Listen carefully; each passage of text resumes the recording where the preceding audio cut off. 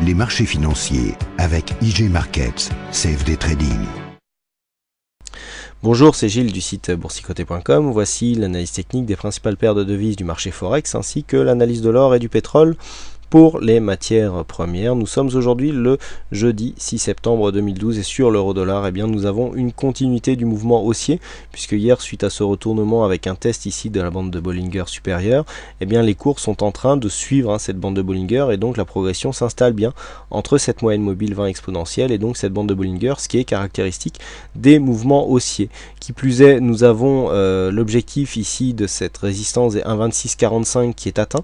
C'était l'objectif depuis normalement la cassure de cette zone des 1,2590, mais vous voyez que cet objectif a été atteint d'une manière assez lente. On a une dynamique qui n'est pas très forte du point de vue de cette tendance. Donc là, pour l'instant, les cours continuent à monter relativement progressivement, et donc la tendance est toujours assez peu dynamique. On a une toute petite accélération aujourd'hui, vraiment très faible, d'autant plus que nous avons ici le stochastique qui arrive déjà en phase de surachat, le RSI en est proche, et on voit ici qu'on a peu de dynamique au niveau du MACD.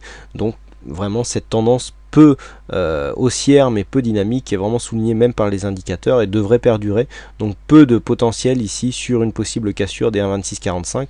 On attendra si possible une consolidation au contact ici de la moyenne mobile 20 exponentielle ou même légèrement plus bas vu qu'on n'est pas dans une tendance très dynamique pour se placer dans la continuité de la tendance. On continue avec le câble, donc le câble qui lui aussi est en train de continuer sur sa dynamique. Donc après la fausse sortie ici, on a réintégré la tendance et puis on continue à monter comme ça avec une fausse sortie ici. Donc je vous avais dit que le fait que l'on soit de plus en plus en train de tester ce support pourrait l'affaiblir, mais là pour l'instant pas du tout. On s'est réinstallé entre la moyenne mobile 20 et la bande de Bollinger supérieure, et donc nous avons une tendance qui continue comme ça à progresser, des indicateurs qui arrivent quand même en phase de surachat, encore un petit peu de potentiel du point de vue du MACD. Donc on ne devrait pas tarder ici à avoir une possible phase de consolidation qui pourrait nous rapprocher un petit peu de ce support et donc provoquer un autre test, donc toujours biais haussier mais sans grosse dynamique sur le câble, donc paire livre sterling contre dollar américain. Je vous ramène le nom tout de suite. Voilà, c'est ici. On passe tout de suite au dollar yen. Donc le dollar yen qui, suite à sa cassure ici, alors on attendait un petit peu un biais haussier, puisqu'on sortait ici d'une phase baissière. Je vous avais dit qu'ici la sortie se faisait pour l'instant sur une tendance neutre, et puis nous avons une cassure ici, alors forte exagération là toujours en cours sur le dollar yen qui devrait provoquer une phase de consolidation, mais comme je vous le dis souvent, attention, on est dans une zone où on est très peu volatile. Donc là ces phases d'exagération qui marchent un petit peu comme des bandes de Bollinger en tenant compte des écarts types, sont un peu piégés par le manque de volatilité ambiant, et le fait d'avoir aussi une hausse du dollar aujourd'hui a totalement piégé ces indicateurs. Donc il est dangereux de se placer sur de tels mouvements. Quoi qu'il en soit, on voit bien que l'objectif ici n'a pas été atteint, puisque j'anticipais un contact avec ici les 78,16 avant même un contact sur les 78, et donc là nous repartons à la hausse. Alors on s'est affranchi ici de cette résistance des 78-70, donc maintenant c'est 79-77 qui est le prochain objectif haussier de cette phase dynamique. Donc attention au peu de volatilité. Vous voyez qu'ici dans ce range on a tout simplement on a ici environ 180 pips c'est une évolution donc qui peut paraître large, mais lorsque l'on regarde, en fait c'est ça, en plus d'un mois on est en train de varier autour de cette phase, et donc la paire ici n'est pas très volatile. C'est peut-être la séance la plus volatile que nous avons eue depuis ici cette séance du 22 août où on avait vu une forte baisse du dollar yen. Donc attention, on peut très bien repartir ici sur une évolution entre 78,90 et 79,20. Peu de mouvement toujours sur cette paire de devises.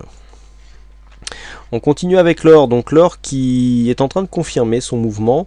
On est toujours dans un mouvement haussier, mais on a perdu la dynamique initiale puisque nous étions ici précédemment au niveau de ce support que je suis en train de vous épaissir.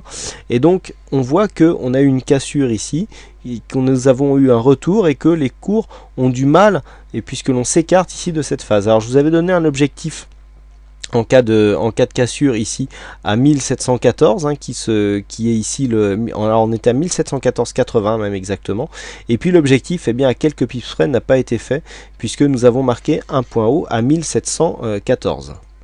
Donc bon, comme je le dis souvent, les résistances sont des zones. On considérera quand même que ici la phase est correcte et que donc on peut revenir sur une zone qui se situe aux alentours des 1700 $ l'once pour continuer ici le mouvement. On est toujours sur une phase haussière, mais on a perdu la dynamique. Alors peut-être que la dynamique est tout simplement en train de se réajuster, mais on voit bien qu'ici le support a été cassé. Par contre, si les cours venaient à revenir ici sur les 1692 et à continuer à osciller, on aurait clairement une cassure suivie d'un écartement des cours par rapport à cette zone de support, et dans ce cas là il faudrait s'attendre à une phase de consolidation qui pourrait survenir assez rapidement. Attention, on est quand même suracheté ici au niveau du gold, même si on a un MACD qui nous signale une grosse divergence baissière. On pourrait transformer tout ça tout simplement avec une phase de baisse relativement conséquente, surtout que si l'on regarde, on retrouve cette divergence sur le stochastique, puisque nous avons ici le stochastique donc au niveau du précédent point haut qui se situe, qui est supérieur à ce point haut que nous avons là, et nous retrouvons aussi sur le stochastique une zone de point haut ici, une zone de point haut là. Donc on descend alors que les cours eux montent. Donc on a une divergence baissière ici sur cette phase, puisqu'on voit ici les plus hauts qui montent. Donc attention, ceci rajouté à cette zone de surachat et à la faible dynamique soulignée par le MACD pourrait bien déjà nous confirme que nous sommes bien sur une tendance qui est en train de s'essouffler, et donc pourrait nous provoquer une phase de consolidation avec ici des Fibonacci qui n'ont plus lieu d'être.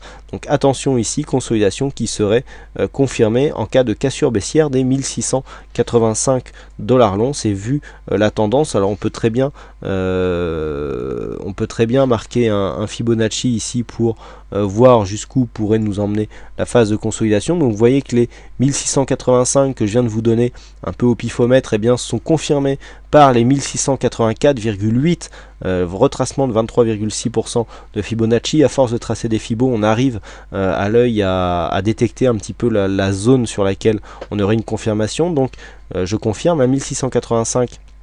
La cassure nous donnera un signal de consolidation avec un premier objectif qui se situerait à 1666 $ l'once, qui correspond au 38,2% en retracement de Fibonacci. Vous voyez qu'encore une fois les Fibos ici sont assez proches des supports résistance qui sont déjà connus sur ce graphe, donc gardez ce chiffre en tête ici, 1685 $ l'once. En cas de cassure baissière, on pourrait marquer un signal de baisse assez puissant, puisqu'on a une phase ici baissière qui est relativement intéressante à travailler. Et enfin on termine avec le WTI. Donc le WTI, c'est qui nous fait aussi un mouvement relativement technique, puisque nous avions ici cette résistance baissière avec un support baissier. Je vous avais dit que donc ce biseau d'élargissement correspondait à une phase de consolidation d'une tendance haussière précédente. On voit bien ici cette tendance haussière, phase de consolidation, et là donc le fait de sortir de cette phase de consolidation, on est revenu chercher l'ancienne résistance comme un support, on l'a un peu testé, et là hop, on explose à la hausse, on confirme par une cassure des 97,40, et donc on se place ici dans une phase haussière du point de vue du WTI, avec donc des indicateurs qui nous laissent encore un petit peu de possibilités pour monter. Donc nous avons confirmé cet objectif des 97,66. Nous avons un prochain objectif qui se situe à 98,28 $ le baril. Donc objectif haussier pour le WTI, et donc une sortie finalement bien sentie, puisque même si le test ici en pullback s'est fait en deux temps, nous avons bien cassure de cette résistance baissière. Dynamique donc qui nous permet de marquer un nouveau plus haut qui était supérieur ici à celui-ci. On revient chercher ici la zone de résistance qui devient support et on confirme par une cassure ici du précédent point haut. Donc on se place dans une phase dynamique haussière, puisque si on regarde les deux points hauts et les deux points bas précédents, eh bien on a un point haut ici qui se situe donc sur cette zone, donc qui marque le bas de la consolidation à 93,85, un point haut, deuxième point bas qui est donc légèrement plus haut, et donc là deuxième point haut. Donc on est en train, même si la dynamique n'est pas très forte, de repartir en tendance haussière sur le WTI, et vous voyez qu'il faudrait descendre sous les 94,25 pour invalider cette phase de hausse.